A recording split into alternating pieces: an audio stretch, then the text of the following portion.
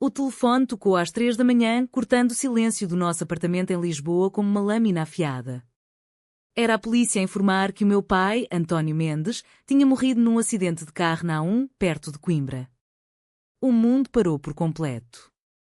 Mas o verdadeiro choque chegou 3 dias depois, no gabinete do advogado Dr. Oliveira, quando o testamento foi lido em voz alta e eu descobri que tinha sido completamente riscada da herança simplesmente porque me tinha casado com uma mulher. Sofia apertou a minha mão com tanta força que as unhas dela marcaram a minha pele, mas o olhar da minha mãe era de puro gelo. Isto é por causa dela, cuspiu o meu irmão Miguel, apontando para Sofia como se fosse uma doença.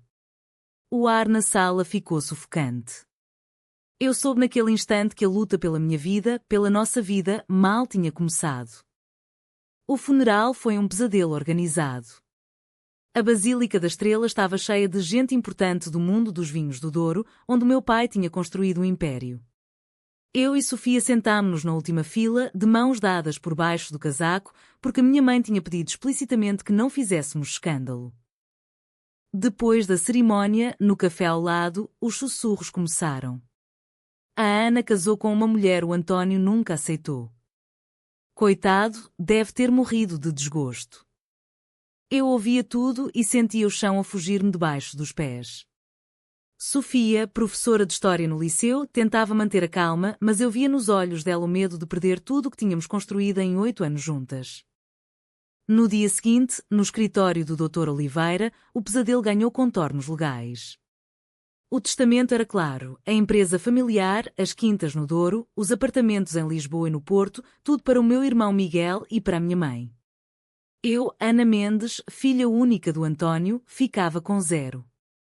Motivo explícito, leu o advogado com voz neutra, opção de vida incompatível com os valores da família. Sofia baixou a cabeça. Eu levantei-me, o coração a bater tão forte que pensei que ia desmaiar. E se eu contestar? Perguntei. O Dr. Oliveira suspirou. Pode tentar, Ana. Mas vai ser guerra. A imprensa já cheira sangue. Nessa noite, em casa, fechámos as cortinas e chorámos abraçadas no sofá. Eu posso desaparecer por uns tempos, sussurrou Sofia. Não quero destruir a tua família. Respondi sem hesitar, tu és a minha família agora.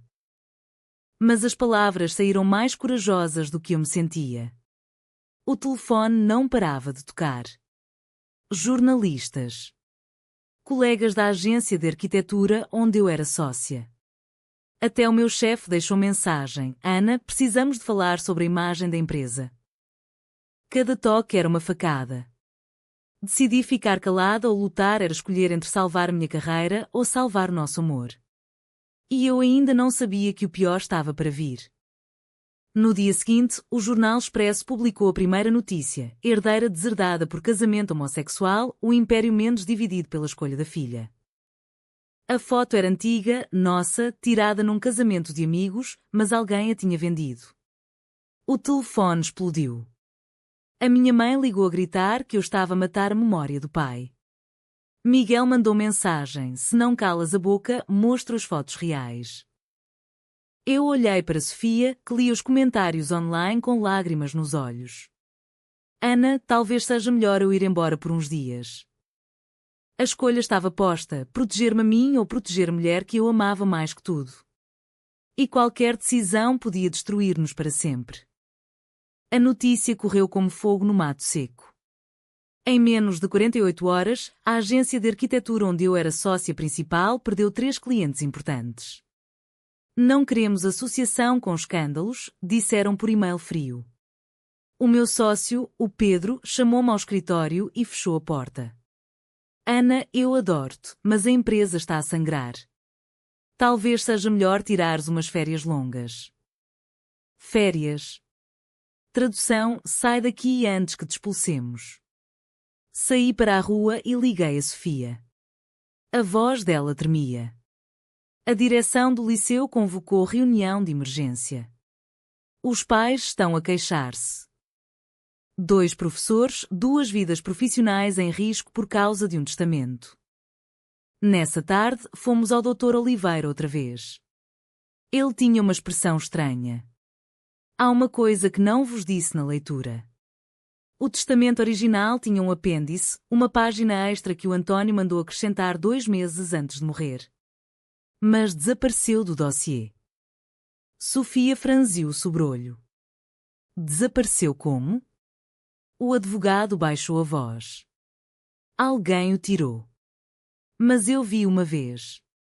O António escreveu à mão para as minhas 2 filhas, Ana e Sofia, que escolhi com o coração. Fiquei sem ar. O meu pai, o homem conservador que nunca tinha aceitado nosso casamento, tinha planeado deixar-nos metade da fortuna?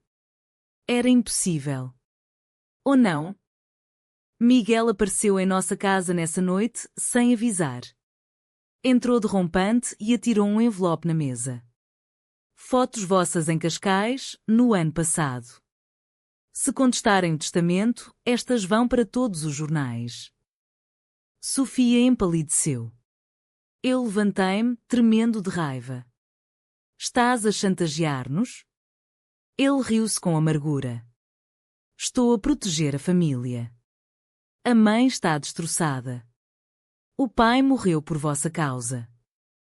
Bati com a porta na cara dele, mas o mal estava feito.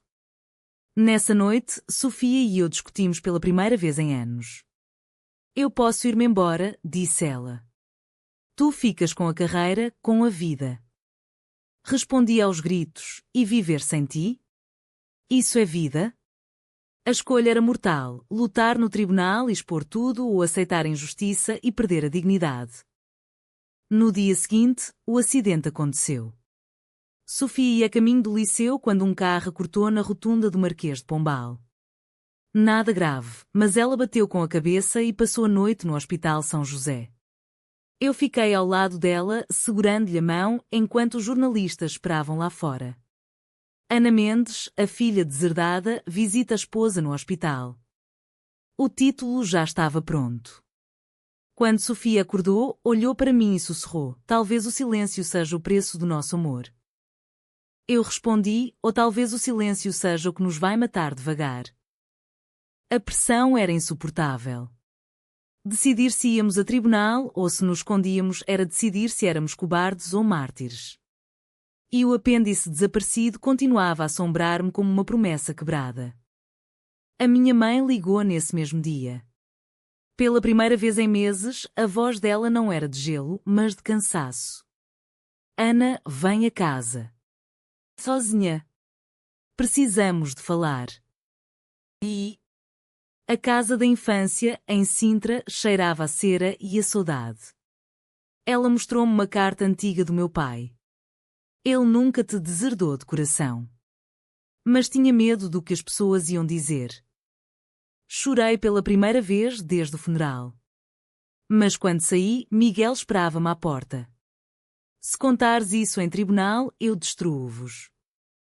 A corda apertava cada vez mais. A reunião no Liceu de Sofia foi um linchamento público. Os pais exigiam que ela pedisse licença sem vencimento para proteger as crianças. O diretor, um homem que eu conhecia de festas, olhou para o chão e disse: é temporário, Sofia. Até as águas acalmarem. Ela saiu dali de cabeça baixa, mas com os punhos cerrados. Em casa, atirou a carta de demissão provisória para cima da mesa. Pronto. Agora sou só a esposa da deserdada. Eu queria abraçá-la, mas ela afastou-se. Não me toques com pena, Ana. Eu aguento. O silêncio entre nós tornou-se mais pesado que qualquer grito. Nessa semana, o meu sócio Pedro enviou o e-mail oficial: suspensão temporária da tua cota na sociedade por motivos de imagem. Assinado por todos os parceiros. Perdi o emprego que tinha construído em 15 anos num único clique. Sentei-me no chão da cozinha e chorei como uma criança. Sofia encontrou-me ali e, pela primeira vez, não tentou consolar. Apenas se sentou ao meu lado e disse: agora somos as duas sem nada. Talvez seja a altura de lutar. Mas lutar como? O Dr. Oliveira avisou: sem o apêndice, o processo é fraco. A vossa palavra contra o testamento assinado. A imprensa não dava tréguas. Um canal de televisão fez reportagem com o título O Preço do Amor, a herdeira que perdeu tudo. Mostraram fotos nossas em viagens antigas, entrevistas com vizinhos. Elas vivem discretas, mas agora toda a gente sabe. Um cliente antigo ligou-me a dizer que o projeto de uma vila no Algarve tinha sido cancelado por motivos éticos. Cada rejeição era uma facada. Decidimos, então, falar com um advogado especializado em direitos LGBTI.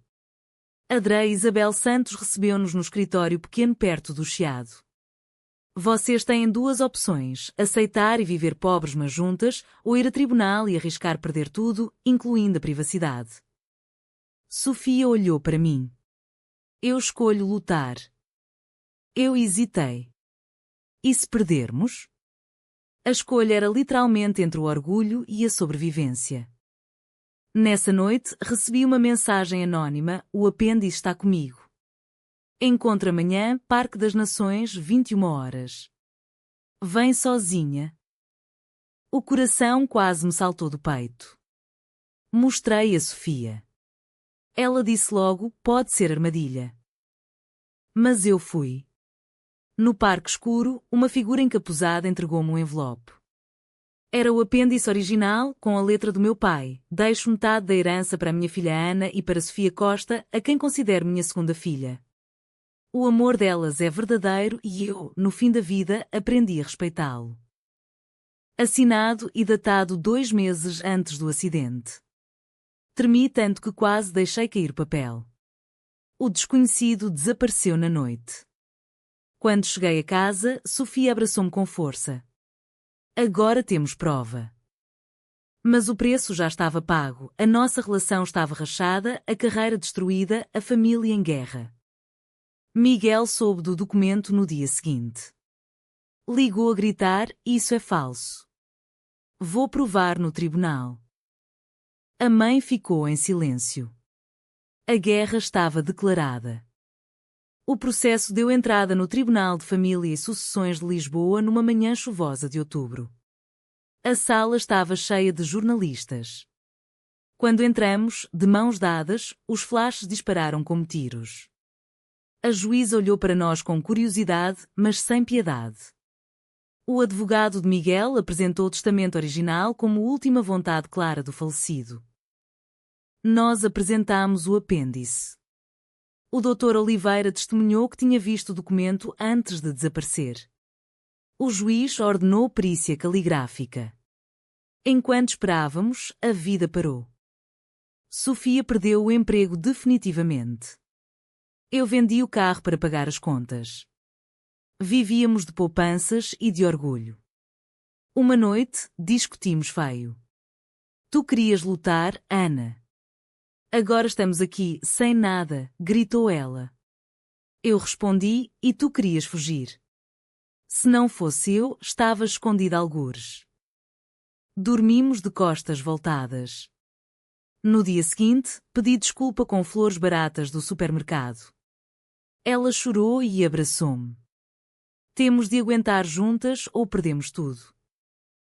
A perícia confirmou: o apêndice era autêntico. A juíza marcou data para a audiência final. Mas Miguel não desistiu. Contratou detetives que descobriram uma viagem nossa a Barcelona 3 anos antes. Fotos nossas a beijar-nos na praia.